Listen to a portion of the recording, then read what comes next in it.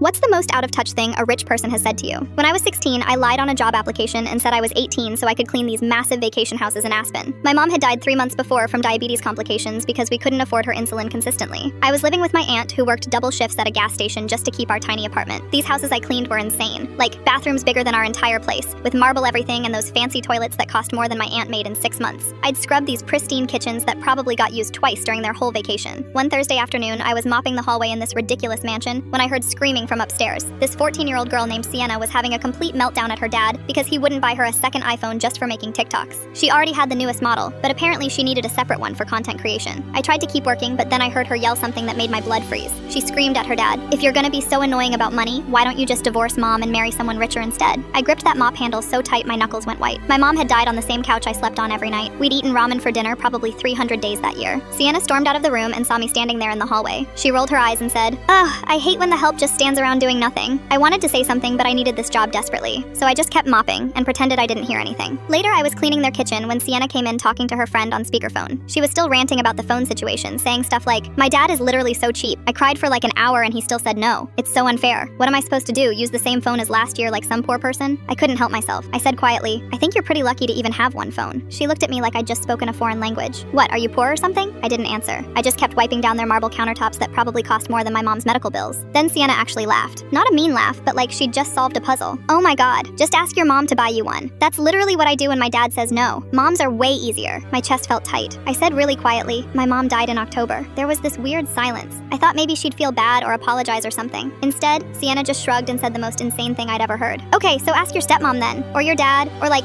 get a new mom. You're old enough to make your own decisions about stuff like that." I literally couldn't move. She said it so casually like she was suggesting I pick up milk from the store. Get a new mom. Like moms were just something you could order online when yours broke. I stood there holding this expensive cleaning spray, trying not to cry, when her dad walked into the kitchen. Sienna immediately started this whole dramatic story about how I was being weird and talking back, and how I made her feel unsafe by mentioning death. Her dad didn't even ask for my side. He just told me to pack up my stuff and leave immediately. No final paycheck, nothing. I grabbed my cleaning supplies and left through the back door like I was some kind of criminal. I thought that was it. I'd lost the only decent paying job I could get, and my aunt was gonna be so disappointed. We were already behind on rent. But 2 weeks later, I got this random phone call. It was from Mrs. Foster, the woman who lived next door to Sienna's family. Apparently, I'd left behind a cleaning rag, and she'd been watching me work every week through her window. She said she'd never seen someone work as hard as I did. She offered me a job cleaning her house twice a week. But here's the crazy part. She wanted to pay me double what the other family had been paying. She told me she'd been a single mom once too, and she knew what it was like to need every dollar. Mrs. Foster became like a second mom to me. She helped me apply for scholarships, taught me how to budget, and even let me use her address when I applied to colleges so I could get into a better school district.